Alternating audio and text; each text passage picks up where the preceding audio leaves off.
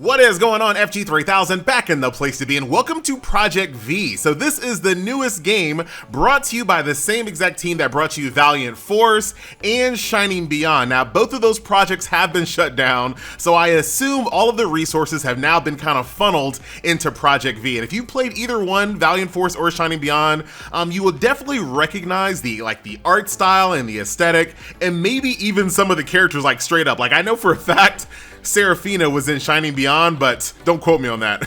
So here's a few of the characters. That's one thing this company has never lacked on, is just really solid 2D art. Very nice. And of course, Jenny was absolutely in Shining Beyond. You get her for free pretty early on. And of course, in this video, we will be doing a summon as well. So let's go ahead and jump on into gameplay. For all intents and purposes, this is a third generation gacha game from this company, right? They had plenty of experience from Valiant Force, Shining Beyond, all of those lessons, those failures. Hopefully they culminate to the game that is Project V. So this is a strategy grid-based RPG. As you guys can see, you can bring 5 characters to combat. This game does follow your typical elemental weakness system as well. So right now my team is just all blue and 1 red unit, but we should be okay. But let's go ahead and get into combat here. I'm gonna keep autoplay off for right now, ×2 speed, and let's get it on. Now, when it comes to the actual minute-to-minute gameplay here, it's pretty much what you'd expect, right? There's nothing that really kind of blew my mind, because I've been playing grid-based strategy RPGs forever, right? So this game is basically what you think it is, a grid-based strategy RPG. Say it one more time, FG, I promise you, I won't. You got buffs, fireballs, heals, protection spells, things of that nature. I do like Jenny's ability. Check this out. So what I'm gonna do with Jenny here, right? I'm gonna attack this guy and teleport and switch places with him. I always like games that have that type of ability there, because then that puts this guy in danger of taking a little extra damage from my mage over here, little magic missiles attack. Lots of passives going off here as well. One of my characters has the ability to basically trigger assist attacks, which is always helpful. I'm gonna go for this treasure chest. And now it's time for the enemy turn. So you can kind of see what's going on here, right? Your typical, I am gonna say it again, grid-based strategy RPG, right? So if you're a fan of this game, everything that you like in these types of game is here. But if you have never really liked grid-based strategy RPGs, oh my God, I said it again. I don't really see anything here that's really gonna dramatically change your mind. Although I don't think it's gonna be the reason why this game succeeds or fails. I think a lot of people are gonna write it off right at the beginning just because the models are chibi. I know that's gonna be a thing that people are like, ah man, chibi models. So that might be probably the biggest hurdle that they have to overcome. Time for some more Jenny action here. We're gonna go ahead and hit this little harpy from behind with a little poison tip. And as far as heals are concerned, we can go ahead and throw a heal to our mage. Very nice, good as new. Now, one thing I've seen that's a little inconsistent, some characters when they cast their skills, they just show off their live 2D art. Their live 2D art wiggles a little bit, which is kind of typical. That's what I kind of expect for most games. But then some characters have actual anime cinematics, and I'm not sure why. I mean, the game is in beta, so maybe that's just kind of some of the animations aren't complete yet.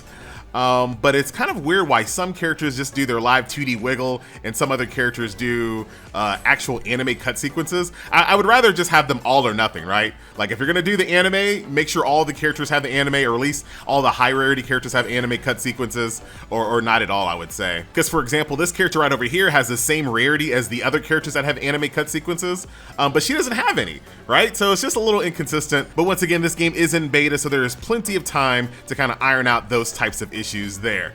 Very, very nice. And that should be GG. So that's combat here in the world of Project V, a grid-based strategy RPG.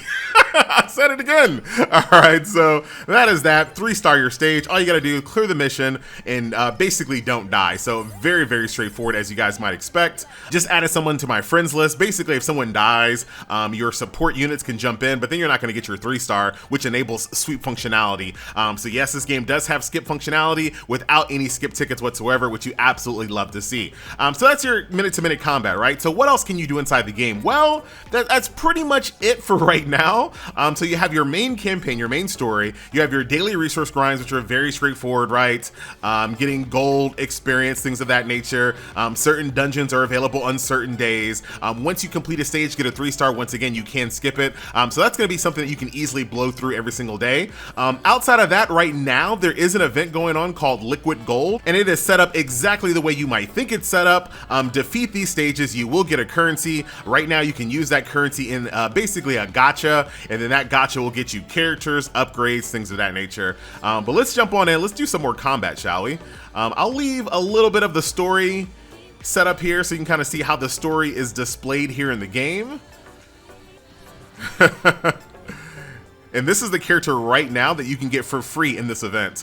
The game will give you this character plus enough resources to get her up to 4-star. But since this game is in beta right now, everything's going to be wiped. I didn't spend a lot of time grinding the event, but that's basically how the story is portrayed here in Project V. So as you actually defeat these stages, you will get currency that you can use over here in this little summon. It takes at least 10 to do a single, 100 to do 100, or 100 to do a 10 pull. That'll get you some gear, some SR gear, as well as this character that you saw on display. I like when games do that, allow you to get the character and level them up. Outside of that, there is Arena that unlocks at stage 4-9. I kind of hit a wall, so I can't unlock that just yet. I'm on 4-7. Dude, I was so close.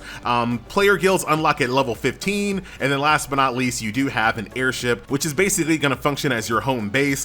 This also has a little bit of idle functionality that you can collect resources as you're offline. We'll talk about this more when the game hits global launch, because you can see there's quite a lot to unlock here as you kind of play through the game. But that's basically it, right? You have the adventure, the daily resource grind, PvP, and then events. That's the only thing that's in the game right now. But once again, this is a beta, and that also doesn't include whatever guild has. So maybe this game is going to have a lot of guild functionality. But right now, the game is a little light on gameplay modes. Academy is not a gameplay mode. This is basically a 7-day, do all the things, get reward type system.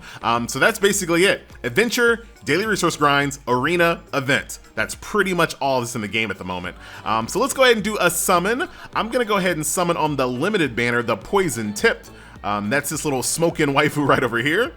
And let's see what we can do. We'll let the full summon animation go ahead and play out. I like it a lot, dude. One of my favorite summon animations. Check this out. She has a flare gun, right? You flip that bad boy like a 6-shooter. And then she shoots up into the sky. And you can kind of see, based on the fireworks there, what type of rarity characters you're gonna get. I think the airship part is kind of lame, but it's okay. All right, oh, hey, that was the character from the other banner. Kazane, looking good. Natalia, I'm pretty sure she's from Shining Beyond. Luna, I think, is also from Shining Beyond. I got another copy of Melody, and of course, I'll show you guys the upgrade process here in the game as well. The game does, once again, borrow a lot of the lessons that they learned from their previous games. This game does have a job. Hey, Lulu! This was my main healer in Shining Beyond. It's kind of fun. This game has a job system as well that some of you guys might recognize from Shining Beyond. And hey, Husbando's in the place to be. Dude's looking pretty good. Very, very nice. Those are going to turn into shards that'll allow you to star up your characters. Let's continue summoning, shall we? One more time for the 6-shooter. I like this. An interactable anime, like a summon screen. I like it. Let's see if there's gonna be anything good here. 3 purples, couple blues. And here we go. Oh, there she is. There's the banner character. We are good to go. So we'll use her to show you how the upgrade process works. She looks awesome too as well. Once again, this company has never slacked on character designs. Hello, Sky, in the place to be. Very nice. Now, do keep in mind, though, you are going to need duplicates of these characters in order to star them up. So, cool that we're seeing these SRs, right? Seeing these purples. That's all exciting. You love it. But you are going to need a few of these bad boys to continue to star up. Lulu in the place to be. Very nice. And Vincent, that's the other banner character. So, I literally have all the banner characters now. So, SSR, SR, very, very nice. So those were Kazane and Vincent were in this banner.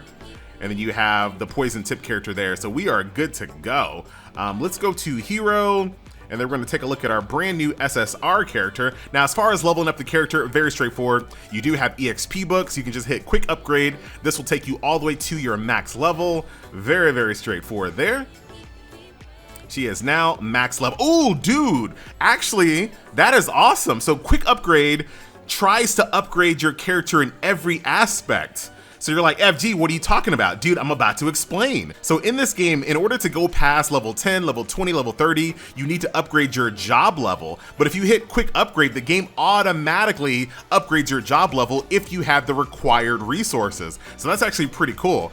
So normally what happens is that you would hit level 10 and then you would go in here to the job level up screen, make sure that you have these little ranger relics or warrior relics or whatever, use those, and then that will allow you to break through. And you can see once again, kind of taking some pages out of Shining Beyond, you do have a job system here, and as you upgrade your jobs, there are different skills that you can slot into your character. So if I go over here, I can say, you know what, based on the Predator skill tree, I want to use one of those skills. I can slot that in there. That way, my character might be slightly different than your character based on the passives and the skills that I slot into that character, which is actually pretty cool. I like that they took that page out of Shining Beyond. That was one thing that worked really, really well in that game. When it comes to gear, you can expect your typical gear system that you see in lots of games here. Thank you, auto equip, always nice. And I'm not sure if it did it intelligently, but it did grab a full 4-piece attack set. So you can see my hat, my breastplate, my bow, my quiver are all attack set pieces. That is a full 4-piece attack set bonus, which gives me 10% additional attack.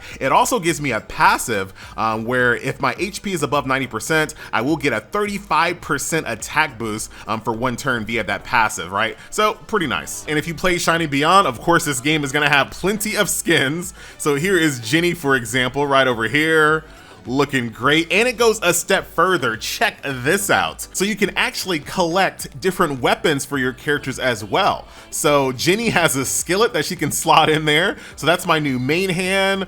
There's obviously going to be some offhand, vanity, and accessories. So your character will be able to not only look different via skin, they will also be able to look different with their actual 3D model on their weapons as well. And cape, I don't know, accessory, things on their head, all kinds of stuff. So very cool there when it comes to wardrobe. I want to definitely see more games do stuff like this. And also right now here in the beta, there is a selector and it has its own little icon. Look at that. It has its own little icon. So I have to assume that in global, this selector will be available as well. So once again, if you play Shining Beyond, you should recognize a lot of these characters here that you can just select via selector right off the bat.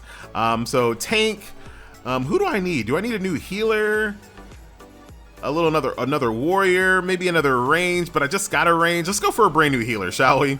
Amelia of the High Elves is going to be our brand new healer. I sense a great destiny ahead. Me too. I sense it too. Oh my God. I had to click away.